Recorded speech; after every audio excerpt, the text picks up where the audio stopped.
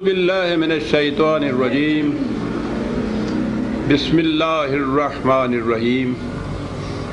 عزیزان گرامی قدر، سلام و رحمت۔ آخری درس 2 اپریل 1982 کو ہوا تھا۔ اس کے بعد میں ارض حجاز کی خاک بوسی اور عمرہ کی سعادت سے بہرہ یاب ہونے کے لیے چلا گیا۔ ابھی واپس آیا ہوں۔ آج 7 مئی 1982 سے درس کا سلسلہ پھر شروع ہو رہا ہے۔ سابقہ درس میں ہم سورہ الفتح کی 17ویں آیت تک پہنچے تھے، 48/17۔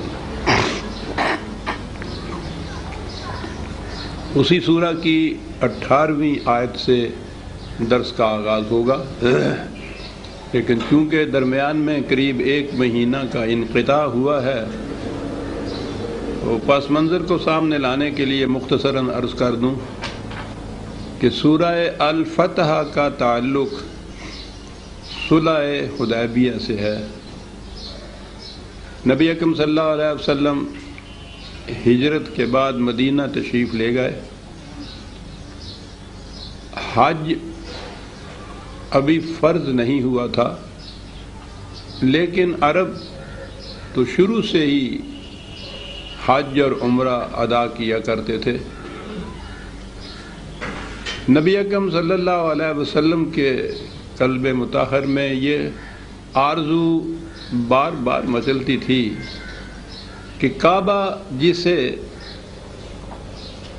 مملکت اسلامیہ یا نظام خداوندی کا مرکز قرار دیا گیا ہے،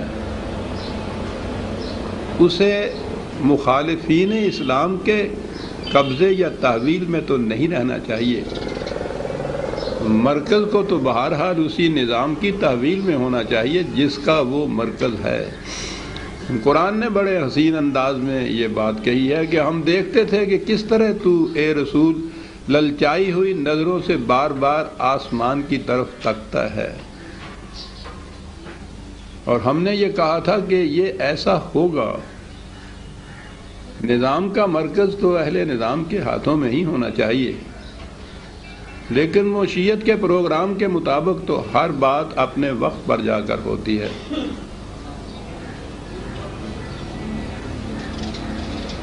میں نے جیسا عرض کیا ہے کہ عرب حج اور عمرہ اپنے طور پر ادا کیا کرتے تھے، تو اس اعتبار سے بہرحال قریش کی مخالفت برابر 6-7 سال سے جاری تھی، لیکن ان کا عرب ہونا تو اس کے منافی نہیں تھا۔ روایت کے مطابق اور قرآن کریم میں بھی ہے کہ حضور نے ایک خواب دیکھا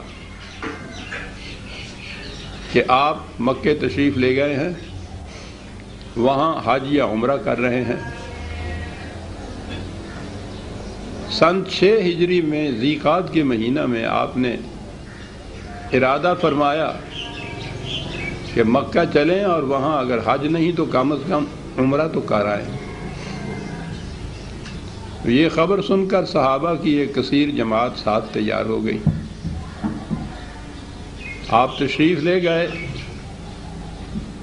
تو مکہ سے ابھی ایک منزل کے فاصلے پر تھے، جس مقام کو حدیبیہ کہا جاتا ہے، کہ قریش نے آپ کو وہیں روک دیا اور ایک لشکر تیار کر لیا آپ کی مخالفت کے لیے۔ آپ نے فرمایا کہ تم دیکھ رہے ہو کہ ہم کوئی ساز و سامان یا ہتھیار اسلحہ سے لیس ہو کر نہیں آئے، ہمارا ارادہ جنگ کرنے کا ہے ہی نہیں، ہم تو عمرہ کرنے کے لیے آئے ہیں، اور پھر یہ جو مہینے ہیں ان میں تو ویسے ہی تمہارے یہ عرب کے قدیمی معاشرتی رسومات تھیں، آداب تھے، روایات تھیں ان کی، وہ ان 4 مہینوں میں جنگ ملتوی کر دیا کرتے تھے، لڑائی کیا ہی نہیں کرتے تھے۔ تو آپ نے کہا کہ یہ تو وہ مہینہ ہے کہ جس میں ویسے تمہارے عام رواج کے مطابق بھی جنگ نہیں ہوتی، تو ہم تو جنگ کے ارادے سے آئے ہی نہیں ہیں۔ لیکن انہوں نے پھر بھی ایک دستہ بھیج دیا اور اسے صحابہ نے جلدی مغلوب کر لیا، لیکن اس کے بعد ان سے کچھ نہیں کہا۔ ان سے کہا کہ واپس چلے جاؤ مکے، ہم نے جنگ نہیں کرنی۔ حضرت عثمان رضی اللہ تعالیٰ عنہ کو آپ نے بھیجا کہ جا کے اہل مکہ سے ذرا گفتگو کریں کہ ہم تو اس غرض کے لیے آئے ہیں، تم مقابلے میں اس طرح لشکر کشی کیوں کر رہے ہو؟ تو حضرت عثمان رضی اللہ تعالیٰ عنہ وہاں گئے تو بعد میں یہ خبر مشہور ہو گئی کہ انہوں نے گرفتار کر لیا ہے حضرت عثمان سے۔ اب یہ سننا تھا تو صحابہ کے بعد تڑپ اٹھے کہ یہاں تک نوبت پہنچ گئی ہے، تو پھر ہم خاموش کس طرح سے بیٹھے رہیں؟ آپ نے بھی اس کا اندازہ لگایا کہ قریش کی نیت بد ہے، ہم ان کے گھر کے پاس آ گئے ہیں، اسلحہ تک ہمارے پاس نہیں ہے، جمعیت اتنی کم ہے ہمارے پاس، کوئی 1400 کے قریب روایت میں ہے کہ آپ کے ساتھ صحابہ تھے، اور وہ ہم مکے کے اندر آ پہنچے ہوئے ہیں، ان کی پوزیشن بڑی ایڈوانٹیجس ہے، ہو سکتا ہے کہ ہمیں یہ واپس بھی نہ جانے دیں۔ آپ کو معلوم ہے قرآن کریم نے کہا ہے کہ ایک شخص مسلمان اس وقت ہوتا ہے جب وہ یہ عہد کرتا ہے ان اللہ اشتری من المؤمنین انفسهم واموالهم بان الجنہ، وہ عہد کرتا ہے کہ میں اپنی جان اور اپنا مال یا جو کچھ بھی ہے میں خدا کے ہاتھ بیچتا ہوں، اور خدا اس کے معاوضے میں کہتا ہے کہ میں تمہیں جنت دے دوں گا۔ تو یہ ایک آپس میں عہد اور معاہدہ ہوتا ہے خدا اور مومنین کا۔ اب یہ ظاہر ہے کہ خدا تو تصورات کی دنیا سے بھی ماوراء ہے، چہ جائے کہ وہ اس معاہدے پر عمل درآمد کرانے کے لیے خود سامنے آئے کہ لاؤ بھائی جو تم نے بیچا تھا ہمارے ہاتھ میں ہمیں دے دیجئے۔ تو یہ جو کچھ تھا وہ اسلامی نظام کی وساطت سے ہوتا تھا۔ نبی اکرم صلی اللہ علیہ وسلم مرکز اور سربراہ تھے اس نظام کے۔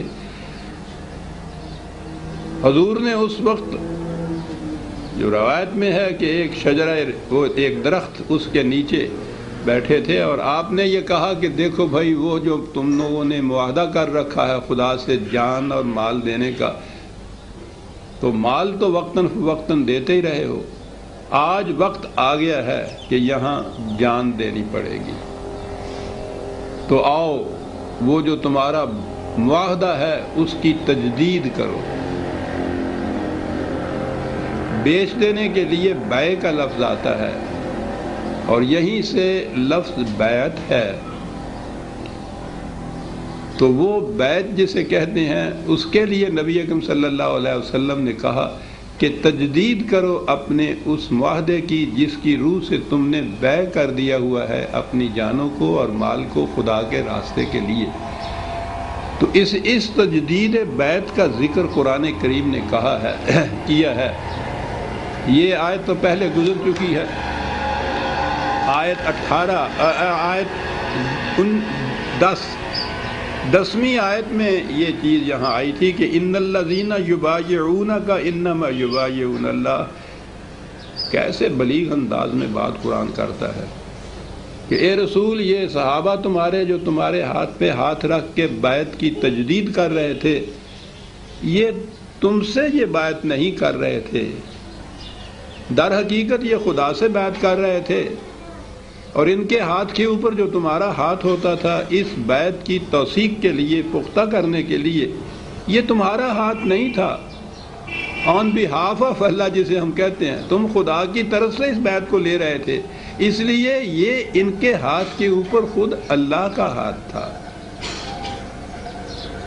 میں نے ان آیات کو جب سامنے لایا تھا تو عرض کیا تھا کہ اسلامی نظام کس حسین انداز میں قرآن نے اس کا تصور پیش کیا ہے کہ یہ ہوتا تو ہے سب کچھ خدا کے احکام کی تعمیل کے لیے، لیکن خدا تو محسوس شکل میں سامنے نہیں آتا۔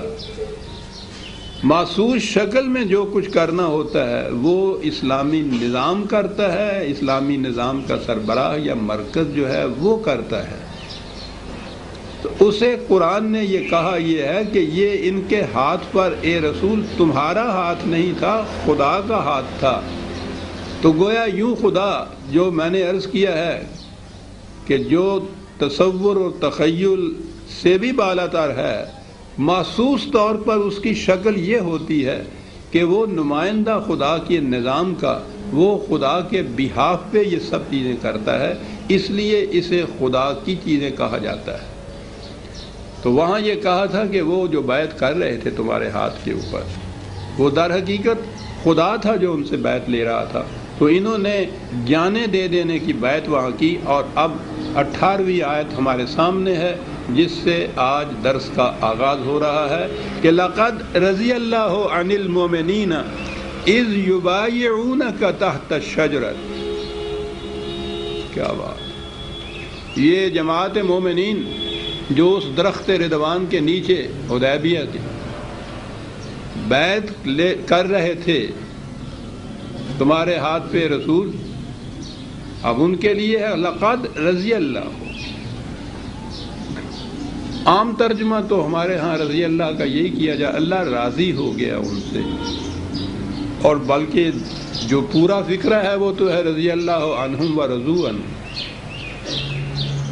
اللہ ان سے راضی ہو گیا، یہ اللہ سے راضی ہو گئے۔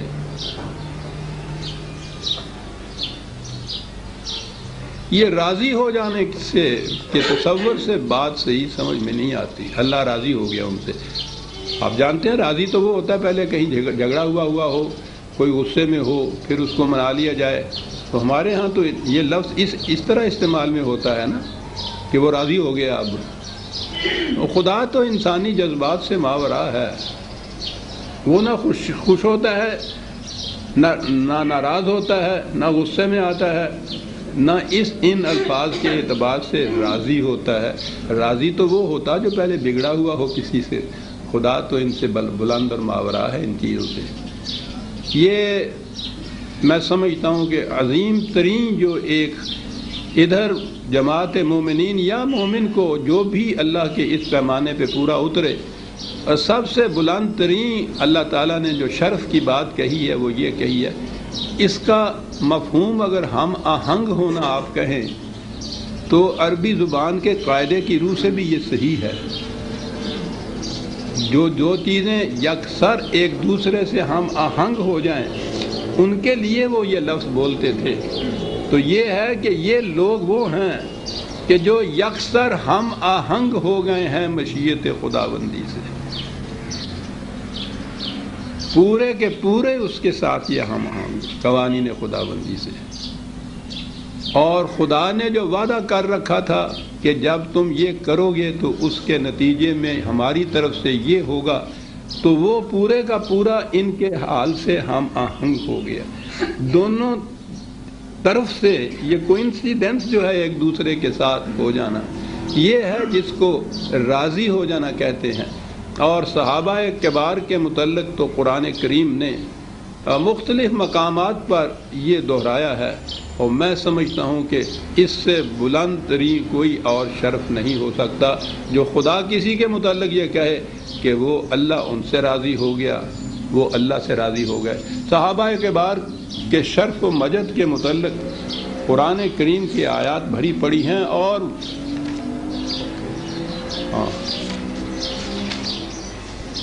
چھوٹا منہ اور بڑی بات کی ہے کہ صحابہ کے متعلق میں کیا کہہ سکتا ہوں، لیکن میں سمجھتا ہوں کہ قرآن کی شہادت کے بعد ان کے بلند ترین مقامات کے متعلق کسی قسم کے شبہ اور ابہام کی ضرورت نہیں رہتی۔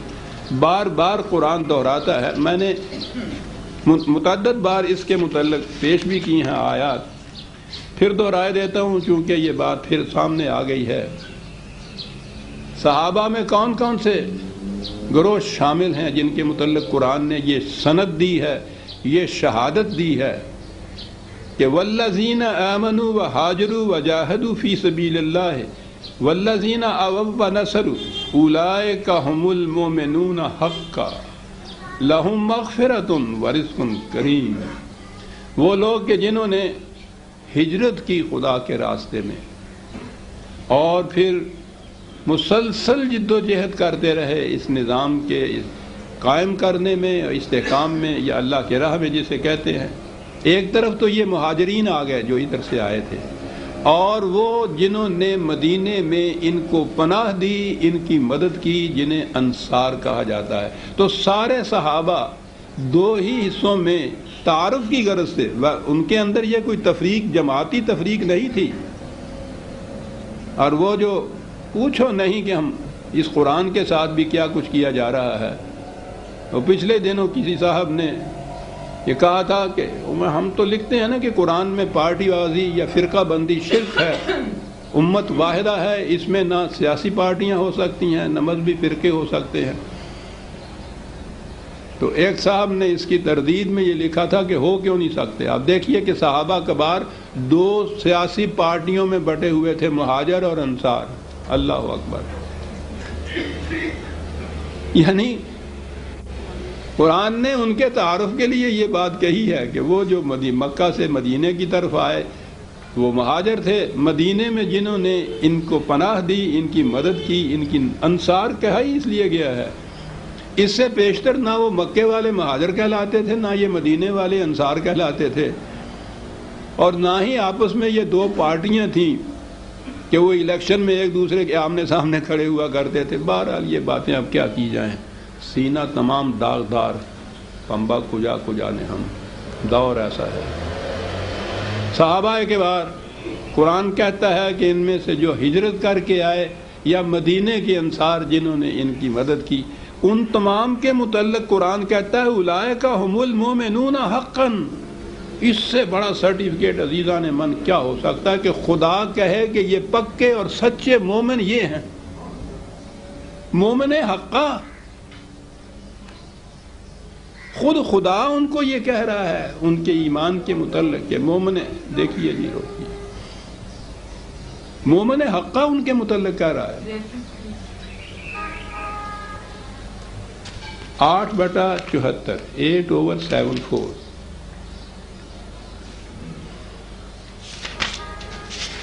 جنہیں خدا مومن حقا کہے بلا استثناء ہے. تمام مہاجرین، تمام انصار، سارے صحابہ اس کے اندر آ جاتے ہیں. اور ان کے متعلق کہا کہ یہ مومن حقا تھے. اتنا ہی نہیں، ان مومنین کے متعلق کہا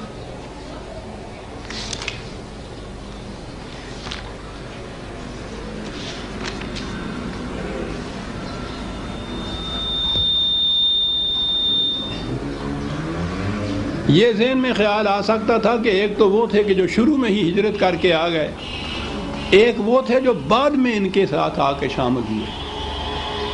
قرآن نے اس کی بھی تصریح کر دی کہ بعد میں کہیں یہ بات نہ ذہن میں پیدا ہو جائے کہ صاحب یہ جو ہیں یہ ان سے ذرا پس درجے کے اوپر ہیں، ان کو شامل نہیں کیا گیا. 9/100، 9/100 آیت. والسابقون الاولون من المہاجرین والانصار، جنہوں نے پہل کی، سب سے پہلے جو اس دو شقوں میں شامل ہوئے، مہاجرین کی شق میں اور انصار کی شق میں، پہلی بات جو شامل ہوئے وہ بھی والذین اتبعوہم بإحسان، اور وہ جو ان کے بعد بھی اسی طرح حسن کارانہ انداز سے ان میں شامل ہوئے. ہجرت بھی جاری رہی تھی، آخر تک آتے رہے تھے گروہ در گروہ لوگ، اور اسی طرح سے یہاں یہ انصار کی نصرت بھی اور ان کے لیے جو کچھ انہوں نے کیا تھا، پناہ دہی کا سلسلہ بھی جاری رہا تھا. تو اب ایک تو وہ تھے جو دہلہ اول کے اندر ہی آ گئے تھے، سابقون الاولون قرآن نے، اور اس کے بعد کہا کہ پھر وہ جو بعد میں بھی ان کے ساتھ آ کے ملے ہیں. اب دیکھیے گنجائش ہی نہ رہی کسی ایک کی استثناء کی بھی اس میں.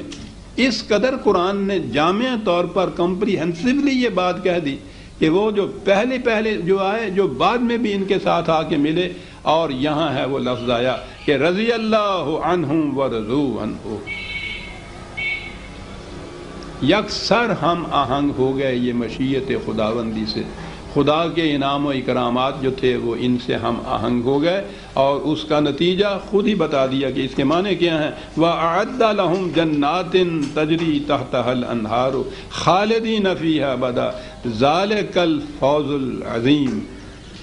ان کے لیے خدا نے تیار کر رکھی ہے جنت، پہلے سے ان کے لیے جنت تیار کر رکھی ہے، وہ ابدی جنت ہے، شادابیوں کی، خوشگواریوں کی، سرسبزیوں کی، اور یہ بہت بڑی اچیومنٹ ہے۔ فوز میں نے عرض کیا تھا کہ قرآن نجات یا سیلویشن نہیں کہتا، سیلویشن تو پہلے کسی عذاب یا مصیبت میں مبتلا ہو تو اس سے نجات کے معنی ہوتے ہیں سیلویشن، اور پھر وہ ایسے کا ویسا ہی پھر ہو جاتا ہے۔ نجات کا تصور قرآنی نہیں ہے، فوز کہتا ہے قرآن، اچیومنٹ ہے، کچھ حاصل کرنا ہے۔ یہ بہت بڑی چیز ہے جو انہوں نے حاصل کی، اور یہ صحابہ کے بعد ان کے مرتبہ بلند کا کیا کہنا ہے۔ نبی اکرم صلی اللہ علیہ وسلم سے کہا جا رہا ہے 8/62 فَإِنَّ حَسْبَكَ اللَّهُ، کہہ دے کہ یہ رسول کوئی بات نہیں، خدا تیرے لیے کافی ہے۔ اب یہ آیت ہے 62، اسی کے ساتھ کہا ہو وَالَّذِي أَيَّدَكَ بِنَصْرِهِ وَبِالْمُؤْمِنِينَ، خدا نے تمہیں تقویت پہنچائی ہے کس چیز سے؟ اپنی طرف سے، ایک نصرت اور مدد سے، اور اس جماعت مومنین کی طرف اپنی نصرت کے ساتھ مومنین کی جماعت کا ذکر ہے، اور اگلی آیت میں تو بات ہی صاف کر دی ہے، یا ایھا النبی حسبک اللہ ومن اتبعک من المؤمنین، اے رسول تیرے لیے کافی ہے اللہ۔ یہ کہنے کے بعد تو کچھ اور کہنے کی ضرورت ہی نہیں رہتی تھا۔ ٹھیک ہے، جس کے ساتھ اللہ ہو اس کو اور کیا چاہیے؟ کہا نہیں، تنہا اللہ ہی نہیں، یہ جماعت مومنین ساتھ ملا کے یہ ہیں دو جو آپ کے ساتھ کافی ہیں۔ عزیزان من، ذرا ملاحظہ فرمائیے اس مرتبہ بلند کو کہ اے رسول تیرے لیے تنہا اللہ کافی نہیں ہے، اس کے ساتھ یہ جماعت مومنین بھی ہے ساتھ، اور یہ اس لیے کہ دین ایک اجتماعی نظام کا نام ہے، جماعت یا امت کے بغیر تو یہ نظام قائم ہی نہیں ہو سکتا۔ یہ تھے وہ صحابہ جن کے متعلق کہا کہ لقد رضی اللہ عن المؤمنین اذ یبایعونک تحت الشجرۃ فعلم ما فی قلوبہم۔ واہ واہ، سرٹیفکیٹ ہو تو اس قسم کہا یہ جو کچھ کر رہے تھے یہ نہیں کہ مکانکی طور پر بہرحال کچھ کرنا پڑ رہا تھا، آ رہے تھے ہاتھ پہ ہاتھ رکھ رہے تھے چلے جا رہے تھے، کہا نہیں، یہ اپنے دل کی گہرائیوں سے یہ اس ایثار اور قربانی کے لیے وعدہ کر رہے تھے، اور خدا جانتا تھا ان کے دل میں کیا ہے۔ یعنی خدا نے بھی جو یہ کہا ہے کہ لقد رضی اللہ عن المؤمنین، تو یہ نہیں کہ ان کے جو ظاہرہ اعمال و حرکات و سکنات تھے صرف ان کی بنا پہ کہہ دیا۔ دنیا میں تو یہی ہوتا ہے نا کہ جو بھی جا کے اس طرح سے سلیوٹ مار دیتا ہے اس کے متعلق سرٹیفکیٹ دے دیا جاتا ہے کہ یہ لائل ہے، وہ کہتا ہے یہ بات نہیں، ہم جانتے تھے کہ ان کے دلوں میں یہ بات ہے کہ ہم نے اپنی جان و مال دے نہیں ہے اس مقصد کے لیے۔ فعلم ما فی قلوبہم فانزل السکینۃ علیہم، کہا مارکا بڑا خطرناک تھا، مکے کے قرب میں بیٹھے ہوئے نہتے، نہ جائے ماندن نہ پائے رفتن، اور قریش جیسے دشمن جنہوں نے گزشتہ 5-6 سال سے کوئی دقیقہ فروگزاش نہیں کیا، کتنی جنگیں لڑنی پڑی ان کے ساتھ، ان کے گھر میں آ کے بیٹھے ہیں، ہتھیار بھی پاس نہیں ہے، اور ان کی نیت بد نظر آ رہی ہے۔ بڑی چیز کیا بات تھی کہ جس نے اللہ تعالیٰ خود یہ کہہ رہا ہے کہ پھر یہ تھے مومن کہ جب انہوں نے تجدید بیعت کی کر لی اور رسول نے کہہ دیا کہ خدا تمہارے ساتھ یہ راضی ہوا ہے، جو الفاظ ہیں کہا، اس سے ان کے قلوب میں ایک سکون پیدا ہو گیا، کوئی اضطراب باقی نہیں رہا، کسی قسم کا خطرے کا احساس نہیں رہا، نظر آ رہی ہے موت سامنے، کہاں بیٹھے ہیں، لیکن اتنی چیز سے کہ ہم نے تجدید کر دی ہے اپنی بیعت، اپنے عہد کی، یہ تو امانت تھی خدا کی ہمارے پاس، جو ہمارا یہ سر ہے، ہماری جان ہے، اس نے مانگ لی ہے، ہم نے پیش کر دی. کہا کہ اس تجدید بیت سے ان کے دلوں میں سکون پیدا ہو گیا. یہ ہے مقام مومن عزیزان من. جان دے رہے ہیں اور دل کے پورے سکون کے ساتھ جان دے رہے ہیں. صاحب کہا انہوں نے یہ کیا اور ہم نے یہی نہیں کہ یہی ان کے دلوں میں سکون پیدا ہو گیا. وَأَصَابَهُمْ فَتْحًا قَرِيبًا، اس کیفیت نے ان کے لیے قریبی زمانے میں ہی اور فتح کے دروازے کھول دیے. سر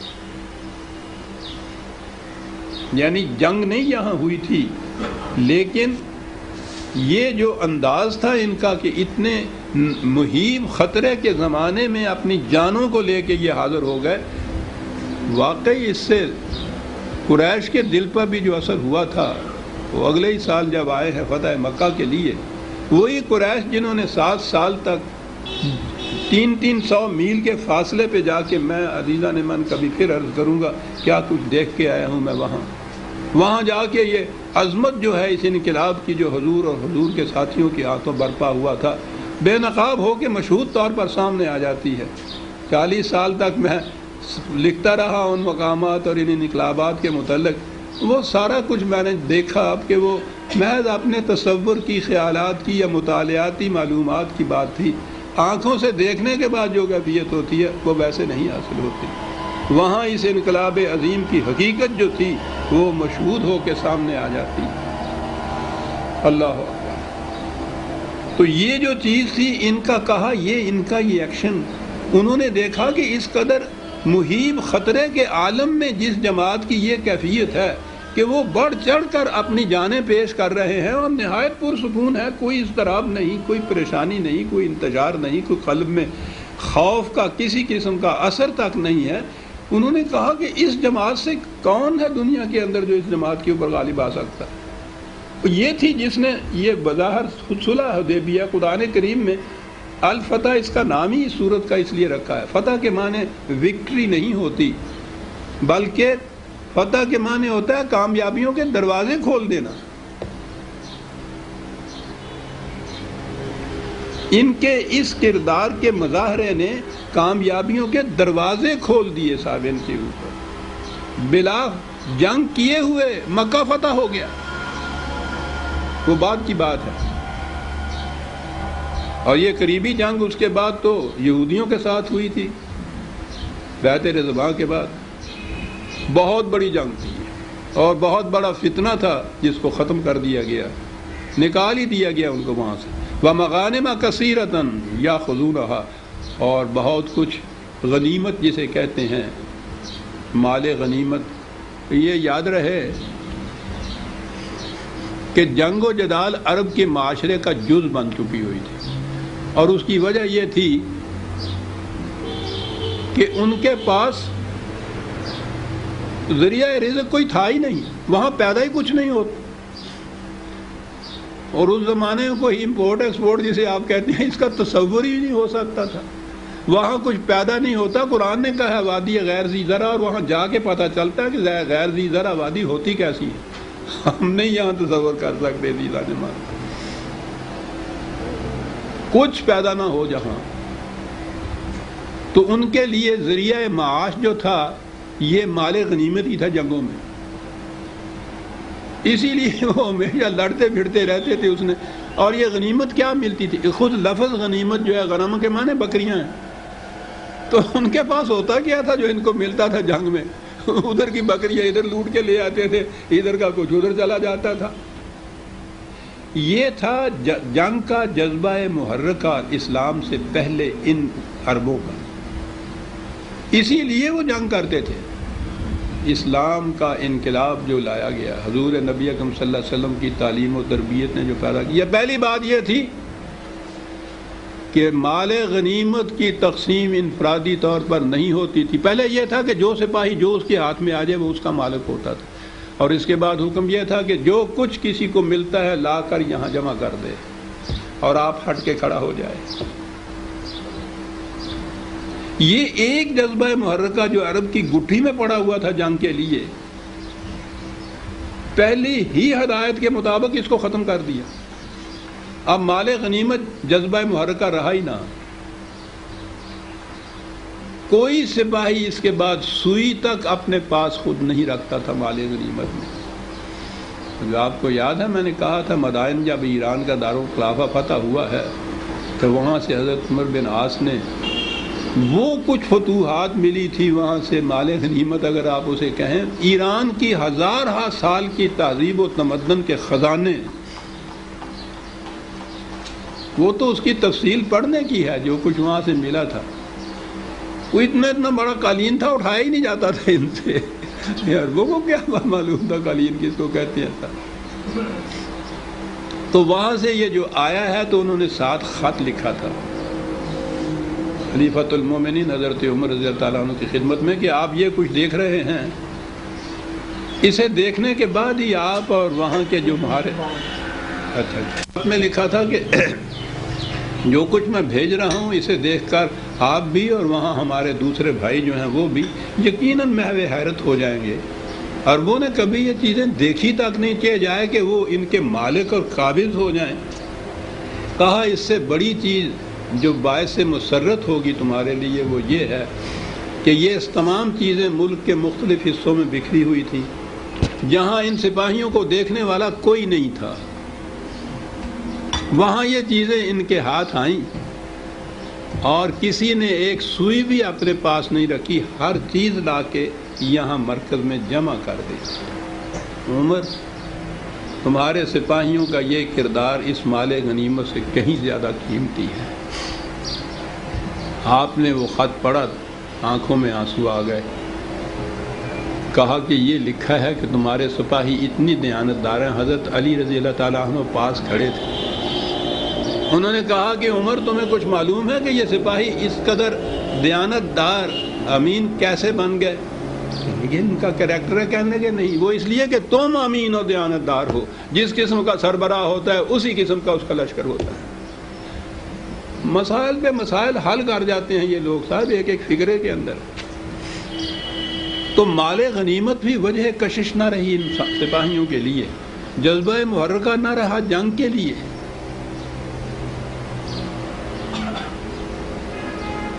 یہ قرآن نے کہا تو ہے کہ بہت کچھ مال غنیمت کثرت سے ملے گا، سپاہیوں کو انفرادی طور پہ نہیں ملے گا، اس نظام کے حصے میں آئے گا، یہ تقسیم کریں گے۔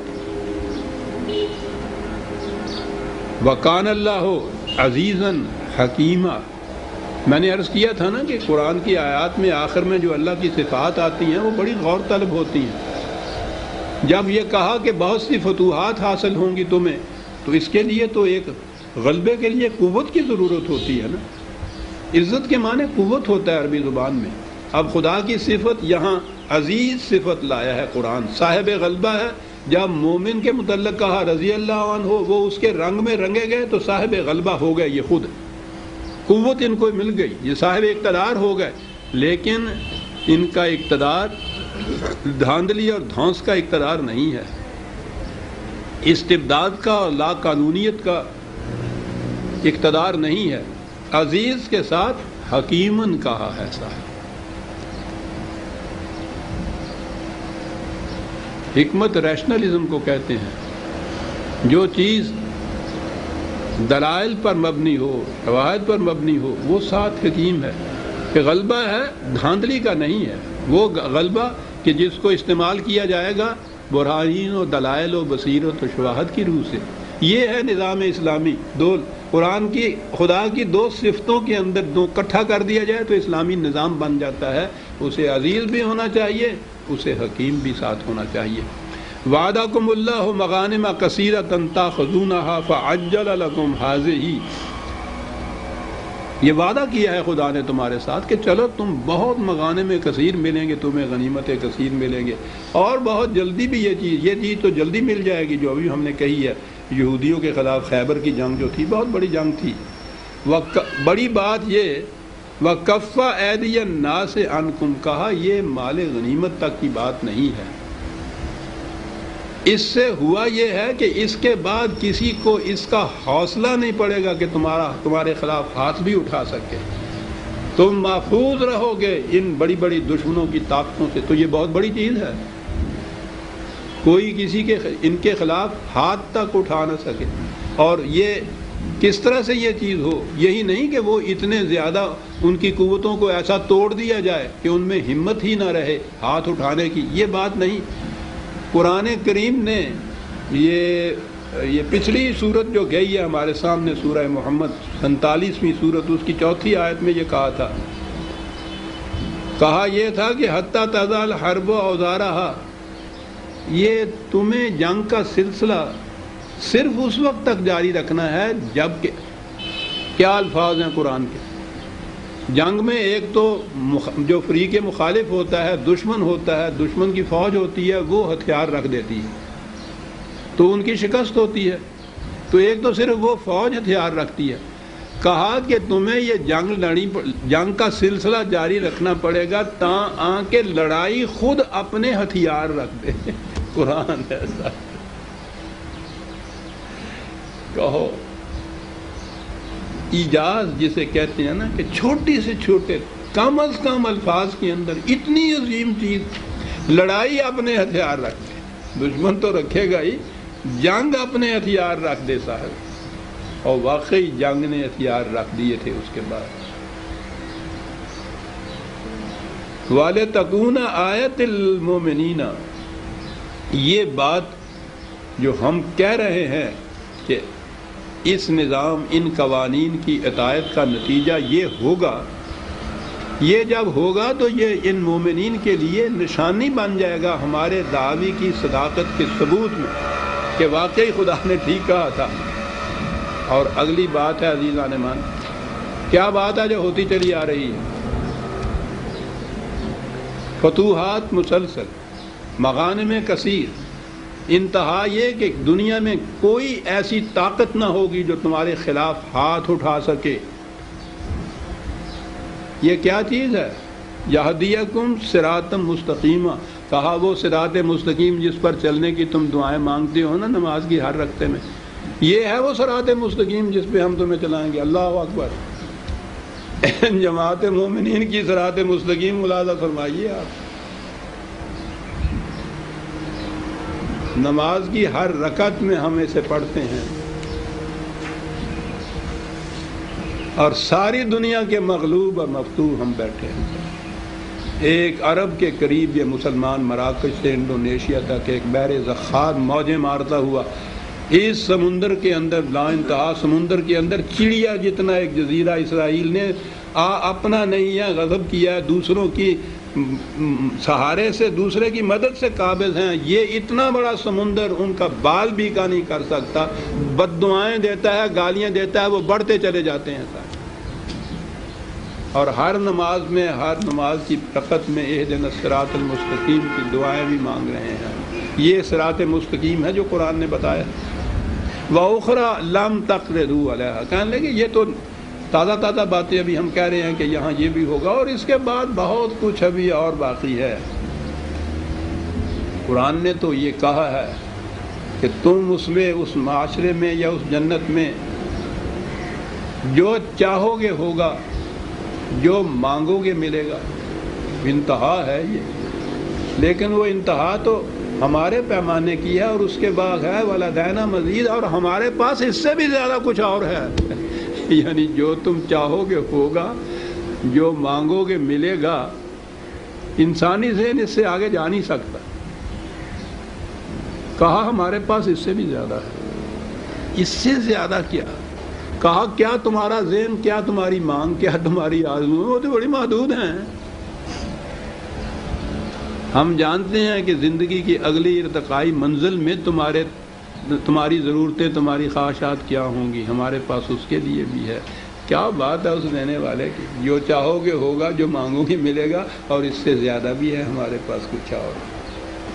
یہ ہماری مانگ اس دنیا کی زندگی کی، اس چھوٹے سے پیمانے کی جو ہمارا دماغ کہلاتا ہے، وہ تو وہی ہے جو بچے ہمارے ہاں وہ گھوڑا مانگتے ہیں، وہ مٹی کا، اور وہ موٹر مانگ دیتے ہیں یوں چابی سے چلنے والی، اور خوش ہوتے ہیں۔ تو ہمیں پتہ ہوتا ہے کہ یہ آخری چیز نہیں ہے جو یہ مانگ رہے ہیں، ہمارے پاس بیٹا اس سے بھی زیادہ بہت کچھ ہے۔ جب بیٹا جوان ہوگا تو پھر سچ مچ کا موٹر ملے گا نا۔ ایک لفظ میں قرآن کیا کہہ گیا انسانی زندگی کے متعلق، کہ زندگی نے ابھی یہاں تھوڑا رک جانا ہے، بچے نے بچہ ہی نہیں رہنا ہے، اس نے تو بڑھنا ہے، پھولنا ہے، پھلنا ہے، جوان ہونا ہے، اس کے تقاضے بڑھنے ہیں، اس کی خواہشات بڑھنی ہیں، اس کی مانگیں کچھ اور ہونی ہیں۔ ہمارے پاس اس کے لیے بھی بہت کچھ ایسا ہے۔ کبھی کوئی اس نظام پہ عمل پیرا ہو کے تو دیکھے۔ وَلَوْ قَاتَلَكُمُ الَّذِينَ كَفَرُوا لَوَلَّوُا الْأَدْبَارَ ثُمَّ لَا يَجِدُونَ وَلِيًّا وَلَا نَصِيرًا۔ کہا اسی مقام کے اوپر اگر یہ جنگ کرنے کے لیے آ جاتے تمہارے ساتھ، عجیب چیز ہے، یعنی مکے کے کنارے پہ بیٹھے ہیں، اتنا بڑا یہ لشکر ان کے پاس، یہ نہتے، کہا یہ جو کردار جس کا ثبوت انہوں نے دیا ہے، اگر وہ یہاں جنگ کرنے کے لیے بھی آ جاتے تو اتنی بڑی شکست کھاتے کہ ان کو کہیں جگہ نہ ملتی، پناہ نہ ملتی کہیں۔ مومن ہو تو بے تیغ بھی لڑتا ہے سپاہی، لڑتا ہے انسان کا کردار، لڑتا ہے اس کا حوصلہ، اس کے ارادے، تلوار کی ضرورت ہے، لیکن یہ قوت بے پناہ ہوتی ہے صاحب۔ کہاں کہتا ہے قرآن کے کبھی؟ یہ تو انہوں نے خود مکے والوں نے دیکھ لیا تھا کہ ان کا مقابلہ نہیں کیا جا سکتا۔ کہتا ہے ذرا یہ لڑنے کے لیے باہر نکلتے تو ان کو پتہ چلتا، کہیں پناہ نہ مل سکتی ان کو، اللہ ہو۔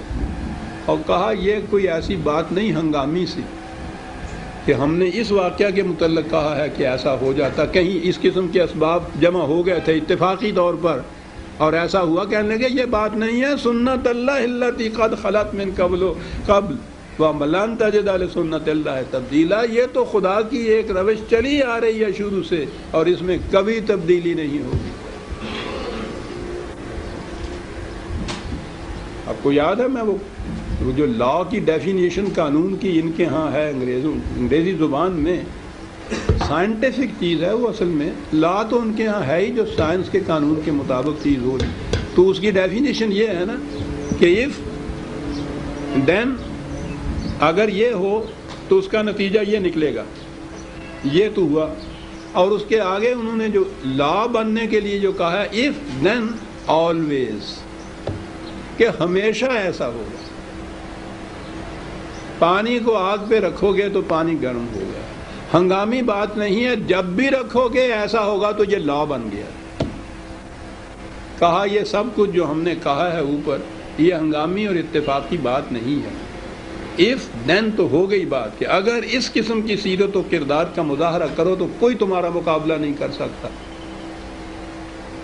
اور یہ بات always، ہمیشہ سے ایسا ہوتا چلا آیا ہے، ہمیشہ ایسا ہوگا۔ سنت اللہ التی قد خلت من قبل ولن تجد لسنت اللہ تبدیلا۔ قرآن کریم نے ایک تو کلمات اللہ کہا ہے اور ایک سنت اللہ کہا ہے، دونوں کے متعلق کہا ہے کہ اس میں تبدیلی نہیں ہوتی۔ کلمات تو آپ کہیے کہ لا ان ورڈز، قانون الفاظ کی شکل کے اندر، اور سنت کہیں گے وہی لا جو ہے جب وہ آپریٹ ہو جائے، نافذ ہو جائے، عملاً نافذ ہو جائے، اسے سنت کہتے ہیں۔ تو یہ قانون جو ہم نے اوپر بتایا ہے اس کا یہی نتیجہ ہمیشہ نکلے گا، یہ سنت اللہ ہے۔ ترجمے تو ان چیزوں کے ہو ہی نہیں سکتے۔ روش بھی کہیں خدا کی تو روش سے کچھ اور مفہوم ذہن میں آتا ہے، قرآن کی اصطلاحات ان کے ترجمے نہیں ہوتے، یہی الفاظ رہنے چاہیے۔ یہ خدا کی سنت، یعنی یہ ہمیشہ سے ایسا ہوتا ہے اور تم کبھی اس میں تبدیلی نہیں پاؤ گے۔ تو لا تو کہتے ہی اس کو ہے جس میں کبھی تبدیلی نہ ہو جائے۔ وَهُوَ الَّذِي كَفَّى أَيْدِيَهُمْ عَنْكُمْ وَأَيْدِيَكُمْ عَنْهُمْ بِبَطْنِ مَكَّةَ مِنْ بَعْدِ أَنْ أَظْفَرَكُمْ عَلَيْهِ وَكَانَ اللَّهُ بِمَا تَعْمَلُونَ بَصِيرًا۔ فتح مکہ کے متعلق بھی یہ ہے کہ اس کا نتیجہ یہ تھا کہ تم غالب آ رہے تھے،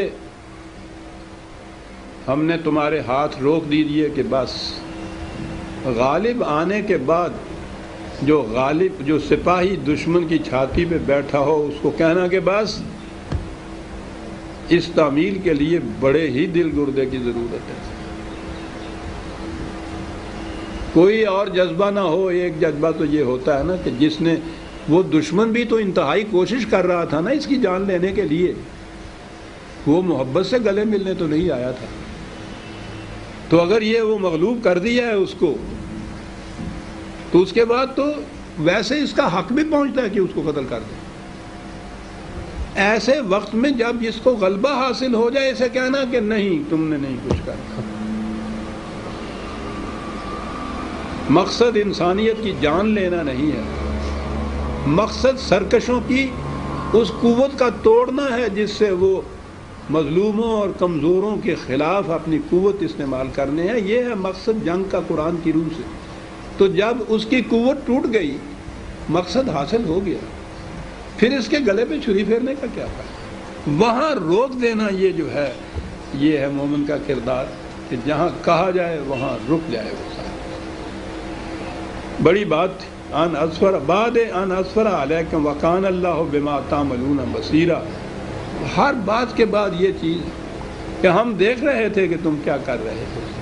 دیکھنے والی آنکھ ایک ہے، اسی کے یہاں سے تو اس کا بدلہ ملتا ہے. ہم الذین کفروا وصدوکم عن المسجد الحرام والہدی معکوفا ان یبلغ محلہ. کہا کہ ہمیں معلوم ہے کہ یہ جو تمہارے مخالفین ہے کیا کچھ تمہارے خلاف نہیں کرتے رہے. وہ مسجد حرام، وہ بیت اللہ، وہ کعبہ کہ خود عربوں کی اپنی روایات کے مطابق اس کے دروازے ہر شخص کے لیے کھلے تھے. وہ زمانہ قبل از اسلام میں بھی یہ قریش جو تھے کعبہ اور اس کے احاطے کو ایک امن کی جگہ قرار دیا کرتے تھے. وہ اس زمانے میں اسے مسجد بیت الحرام کہتے تھے، حرمت کا مقام کہتے تھے، جس کی تحریم و تکریم واضح ہے. سب یہاں آتے تھے.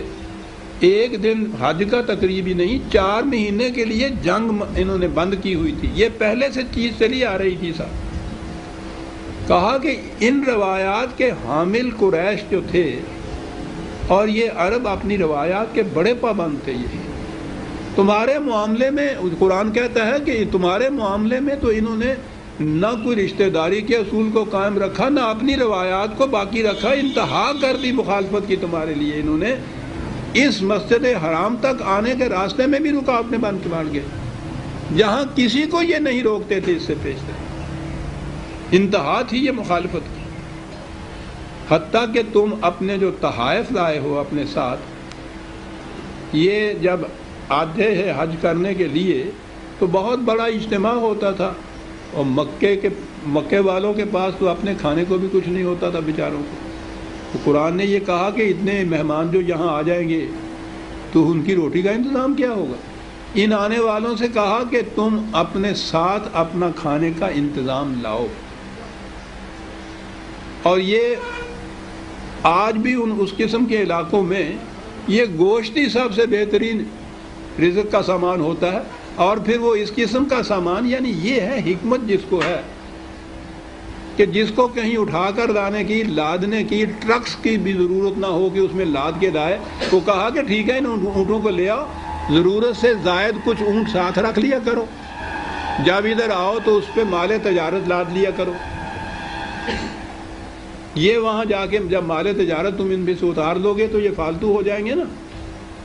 چلتا پھرتا ہوا خوراک کا ایک جہاز تمہارے پاس ہے، اس کو ذبح کرو اور 4 دن تک کھاؤ. کیا انتظام ہے صاحب وادی غیر ذی زرع میں. اور انہیں اب بھی ہمارے یہاں ان پٹھانوں کے اندر بھی یہ ہے کہ اگر گوشت مل جاتا ہے تو وہ روٹی موٹی کی کوئی پرواہ نہیں کرتے. کہا کہ یہ جو تمہارے ساتھ، اور دوسرے لوگ بھی دے دیتے تھے کہ وہاں آپ جانا تو ہماری طرف سے یہ چاول لے جاؤ بھی تھوڑے سے لاد کے ان کے اوپر، ہماری طرف سے یہ کچھ گھی لے جاؤ. تو یہ سارا کچھ وہاں آ کے تو وہ کھانے کا انتظام تھا ان کا، جسے آپ قربانی کہتے ہیں. کہا یہ تمہارے ہاں کے یہ تحائف جو تم ساتھ لا رہے تھے وہاں تک پہنچنے کے لیے، انہیں بھی روک دیا تھا کہ وہاں نہیں جانے دیں گے. کہا کہ وہاں ایسی حالت میں بھی ہم نے تمہیں کیوں روک دیا تھا. مکے میں ابھی مسلمان موجود تھے جو ہجرت کر کے ابھی وہاں نہیں گئے ہوئے تھے، مختلف جگہ مرد بھی تھے اور عورتیں بھی تھیں. کیا بات ہے اس روکنے کی. وَلَوْلَا رِجَالٌ مُؤْمِنُونَ وَنِسَاءٌ مُؤْمِنَاتٌ لَمْ تَعْلَمُوهُمْ أَن تَطْئُوهُمْ فَتُصِيبَكُم مِّنْهُمْ مُعَرَّةٌ بِغَيْرِ عِلْمٍ۔ کہا کہ اگر اس صورت میں تم مکے پہ چڑھائی کر دیتے تو وہاں تو یہ مومن مرد عورت مختلف مقامات کے اندر تھے، اور ہو سکتا ہے کہ وہاں وہ بیچارے ابھی چھپے ہوئے ہی بیٹھے ہوں، ان کی دشمنی کی وجہ سے انہوں نے اس کا اظہار بھی نہ کیا ہو، لیکن بہرحال مختلف مقامات پہ تھے۔ تم حملہ کرتے تو اس حملے میں تو پھر یہ تفریق نہیں کی جاتی کہ اس مکان پہ گولہ نہ پھینکو کہ اس میں اپنے بستے ہیں، تو وہ تو پھر سب آ جاتے ہیں زد میں۔ کہا اگر یہ صورت پیدا ہوتی اور وہ تمہاری ساتھ میں آ جاتے اور ان کا نقصان ہوتا۔ عزیزان من، قرآن کا اعجاز ہے، الفاظ ہی نہیں بلکہ وہ تو جس کو پروناؤن یا ضمائر کہتے ہیں، حرف جس کو کہتے ہیں، وہ تو اس میں بھی وہ بات کہہ جاتا ہے صاحب جو فکروں میں نہیں کہی جا سکتی۔ تُصِيبَكُم مِّنْهُ، کہا کہ بغیر جانے ہوئے، یعنی ان کو نقصان پہنچتا، وہ جو مکے میں رہنے والے مسلمان، یہ نہیں کہا کہ انہیں نقصان پہنچ، کہا تمہیں نقصان پہنچ جاتا اس سے، ان کا نقصان تمہارا نقصان۔ مومن کی تو کیفیت یہ ہے کہ کسی ایک مرد مومن کا نقصان پورے جماعت مومنین کا نقصان ہوتا ہے۔ یہ قوم دیکھیے کیا کہہ رہا ہے، اگر تم ایسے حملہ کر دیتے بغیر جانے ہوئے، اگر وہاں انہیں نقصان پہنچتا، ہم یہی کہتے، دنیا کا ہر مورخ ادیب یہی کہتا کہ انہیں نقصان پہنچ جاتا۔ یہ الگ بات ہے پھر تم یہ کہتے کہ تمہیں اس کا بہت افسوس ہوتا۔ قرآن یہ انداز ہی اختیار نہیں کرتا، کہتا اگر یہ کچھ تم کرتے تو تمہیں اس سے جو نقصان پہنچتا اس کا تمہیں بعد میں بڑا افسوس ہو، تمہیں انتا۔ دیکھا آپ نے قرآن کیا بات کر جاتا ہے۔ جبھی میں نے کہا تھا نا کہ قرآن کے کسی لفظ سے بھی یوں ہی آگے نہیں گزر جانا چاہیے، کھڑے ہونا چاہیے کہ یہ بات اس نے فَتُصِيبَكُم کیوں کہا۔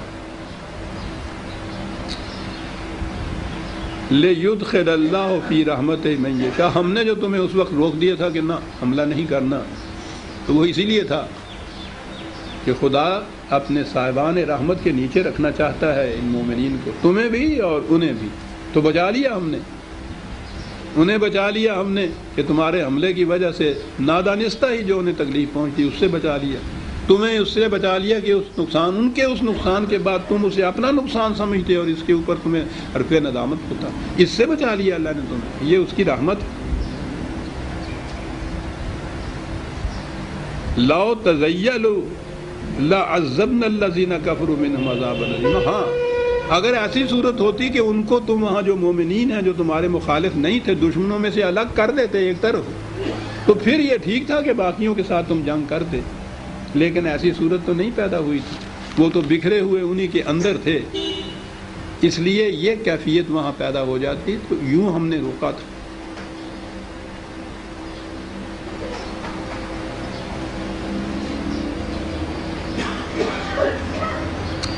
اس ایک ہی آیت اور لے لیتا ہوں میں، اِذْ جَعَلَ الَّذِينَ كَفَرُوا فِي قَلُوبِهِمُ الْحَمِيَّةَ حَمِيَّةَ الْجَاهِلِيَّةِ فَأَنزَلَ اللَّهُ سَكِينَتَهُ عَلَى رَسُولِهِ وَعَلَى الْمُؤْمِنِينَ وَأَلْزَمَهُمْ كَلِمَةَ التَّقْوَى وَكَانُوا أَحَقَّ بِهَا وَأَهْلَهَا وَكَانَ اللَّهُ بِكُلِّ شَيْءٍ عَلِيمًا۔ لگے کہ یہ تو ابھی تک اپنی جاہلیت کے زمانے میں تھے، یہ قریش اسلام جو نہیں لائے تھے، ان کے دلوں کے اندر جو جذبات ابھرتے تھے وہی جاہلیت کے زمانے کے جذبات تھے، ان کی دشمنیاں، ان کی جنگیں، ان کی صلح، وہ ساری ان جذبات کے تابع تھے، جاہلیہ کا کہا ہے، حمیت جاہلیہ۔ تمہاری حالت یہ نہیں تھی، تمہارے اندر تو ایک انقلاب آ گیا ہوا تھا۔ اب یہ بات کہ ان کے اس قسم کے جذبے کا جواب، تو یہ بھی تو عرب تھے، یہ بھی تو قریش سے جو مقابل میں تھے ان کے، جو اسلام لے آئے ہوئے تھے۔ کہا دیکھا فرق کتنا ہے جاہلیت کے اندر رہنے میں اور اسلام لانے کے بعد۔ وہ اسی جذبے کے ماتحت یہ سب کچھ کرتے تھے، تم ان کا جواب ان کے ہتھیاروں سے نہیں دے سکتے تھے کہ اسلام نے تمہاری تربیت اور طرح کی ہے۔ یہ تربیت کے دشمن کی چھاتی پہ بھی چڑھ کے اس کا گلا کاٹنے کے لیے اگر کہا ہے کہ رک جاؤ تو رک جانا، جاہلیت میں یہ نہیں ہو سکتا تھا۔ تمہاری تعلیم و تربیت اس طرح کی ہوئی تھی تو تم ان کے اس قسم کے رویے کے رد عمل کے طور پر وہ روش اختیار نہیں کر سکتے تھے جو وہ کر رہے تھے صاحب. تو اس سے تو ہونا چاہیے تھا نا دل میں کہ صاحب خام خواہ ہمارے اوپر یہ پابندی لگا دی, خدا نے موقع آیا ہوا تھا, ہاتھ میں دشمن تھا, مکہ سامنے تھا, ہم تو چبا کے ان کی ہڈیاں تک توڑ دیتے. کہنے لگے تمہارے اسلام کی تعلیم نبوی یہ تھی صلی اللہ علیہ وسلم کہ تمہارے دلوں میں بھی یہ خیال نہیں پیدا ہوا کہ صاحب کیا کر دیا. فانزل اللہ سکینہ, ان کے اس قسم کے رویے کے رد عمل میں بھی تمہارے دل میں سکون اور سکینت تھی, اضطراب نہیں تھا, جوش نہیں تھا, حمیت جاہلیہ نہیں تھی. اس لیے کہ وَأَلْزَمَهُمْ كَلِمَةَ التَّقْوَى, یہ جو تقوی کا لفظ بڑا جامع ہے قرآن میں. الزمہم, چپکا دی تھی, بات لگا دی تھی تمہارے قلب کے ساتھ یہ خدا کے تقوی کا جو اس نے فرائض عائد کیے ہیں ان کا تقاضا یہ ہے. یہ بات ہر وقت چپکی ہوئی تھی تمہارے قلوب کے ساتھ, اور واقعی تم ہی اس کے زیادہ مستحق تھے جو کچھ تمہارے ساتھ یہ ہے.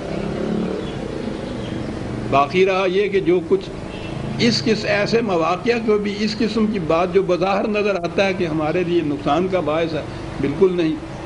خدا جانتا ہے کہ کون سی بات تمہارے لیے نقصان کا موجب ہے اور کون سی بات فائدے کا موجب ہے. سورہ الفتح کی آیت 26 تک ہم آ گئے, وقت بھی ہو گیا ہے اور میں نے روک بھی دیا ہوں کہ آگے بات ایک اور بڑی اہم آتی ہے.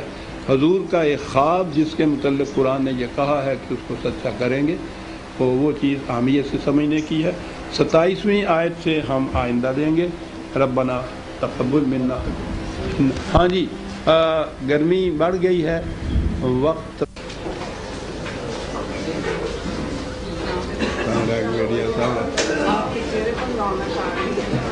وہاں ایک قلبی تغیر ہوتا ہے, وہاں جا کر میں یہ دیکھتا ہوں انسانوں کے چہرے تو اس کے قلب کے غماز ہوتے ہیں. یہ جو انزلہ سکینتاً وہ بار بار کہہ رہا ہے, آپ سمجھ میں آتی ہے یہ بات.